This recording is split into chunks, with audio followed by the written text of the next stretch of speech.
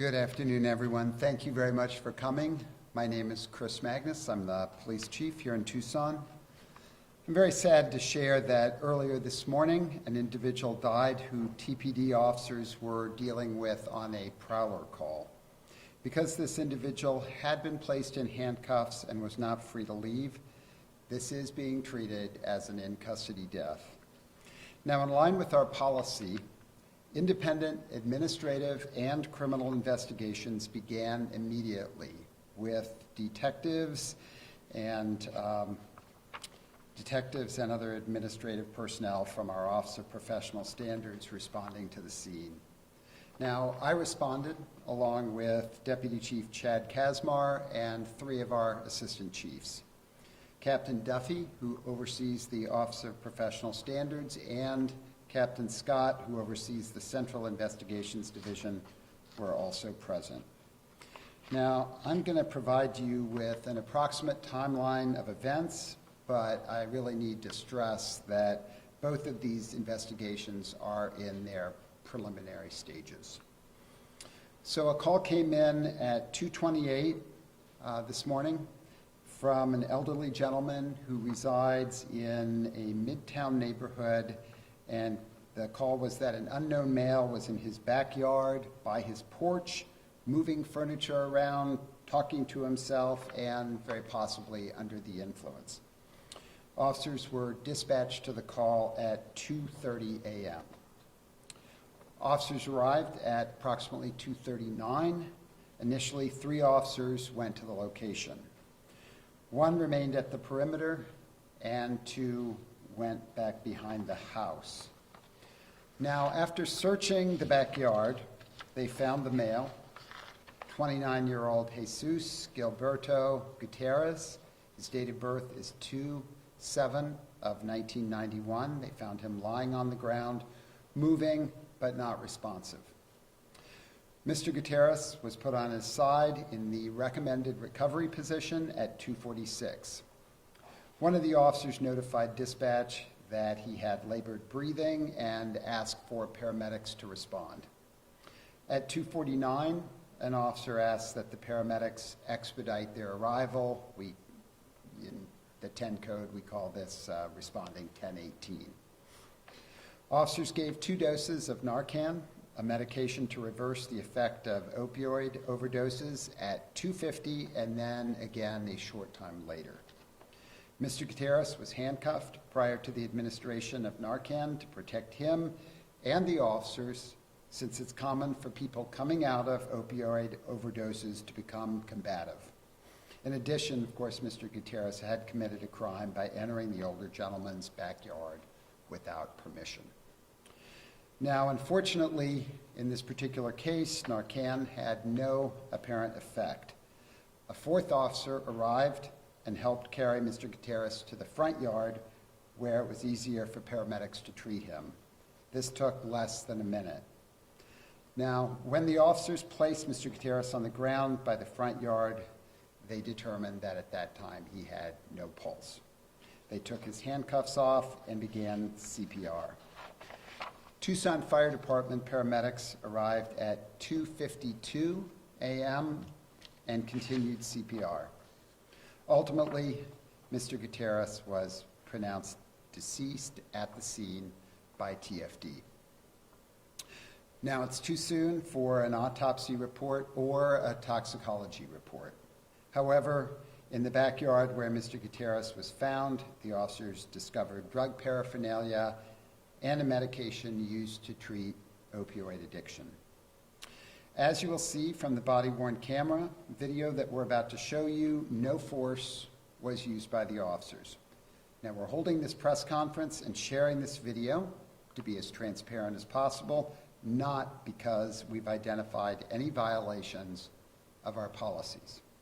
In fact, I was very pleased by the professionalism and caring demonstrated by the involved officers. An overdose death is no less tragic than any other.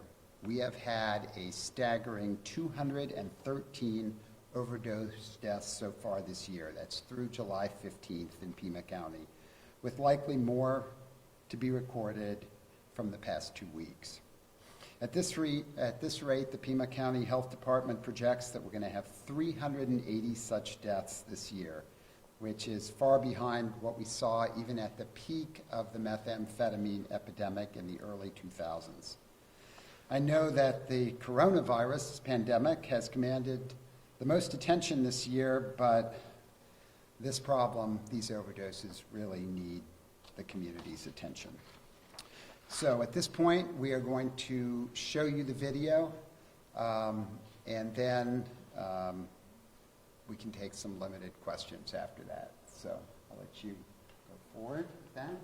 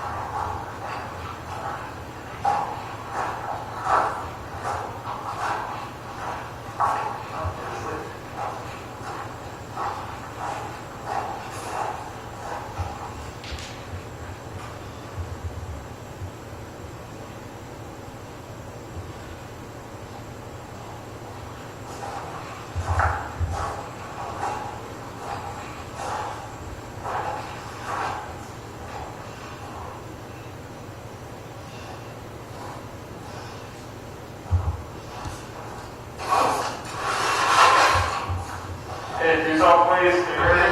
Please.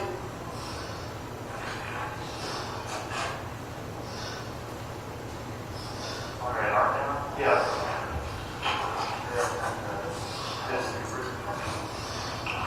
I got some. Yeah.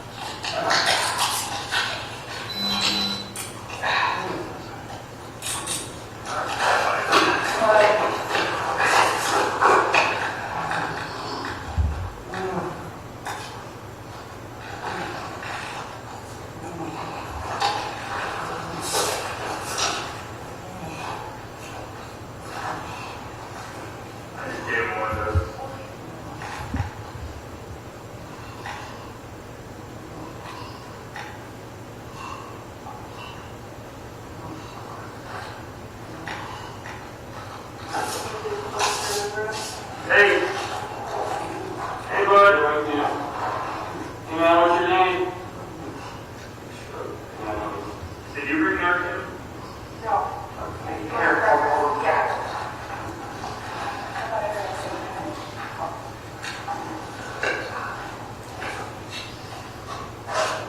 I got some in my front too. It's in the bag on the headrest, the big bag. Stay with us. Hey, bud. What's your name?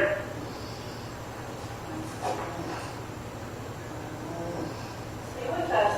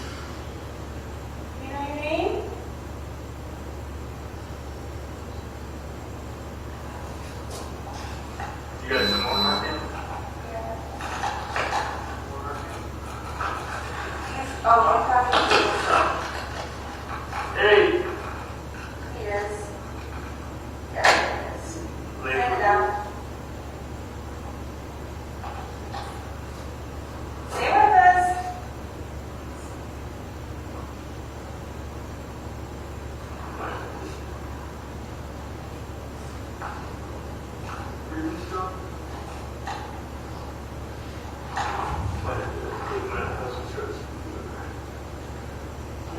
good.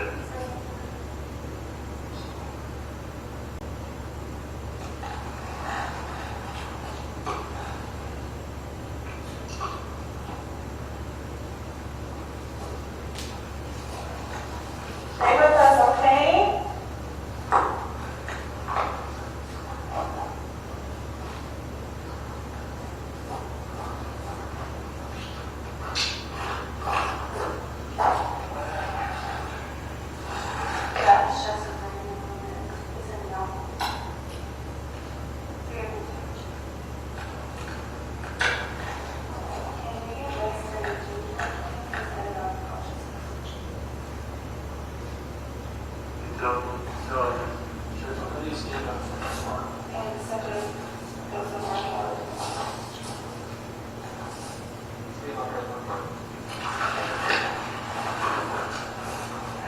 You want to take them out?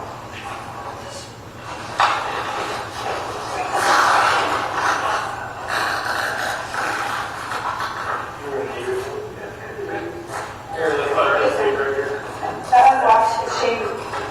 Let's just move. No, this is.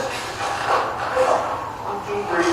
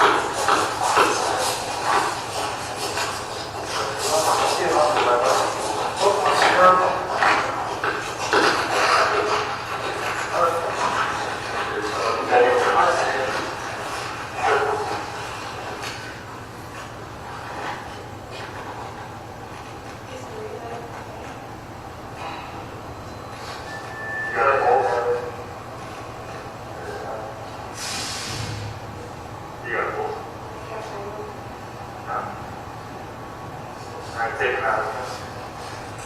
So we can get a better CPR.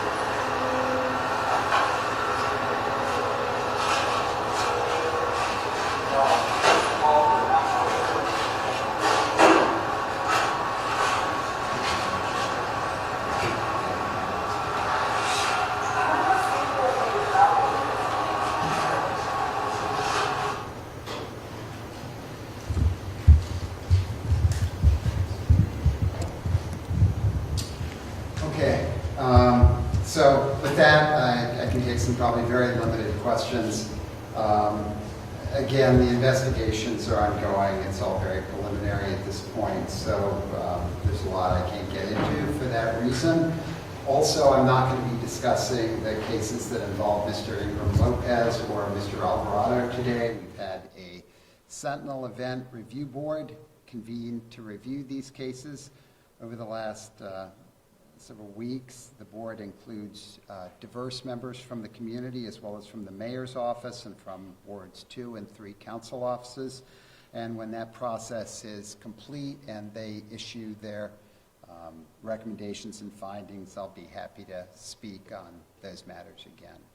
But with that, I guess we'll take whatever questions I can. And I think we will be providing you with this report from the Pima County Health Department, this quarterly drug overdose fatality report. Keep in mind that's just through the end of June. The numbers I gave you go through July 15th, so they're higher numbers than these, but it is some pretty distressing data there, and you can take a look at that as well. Yes, ma'am.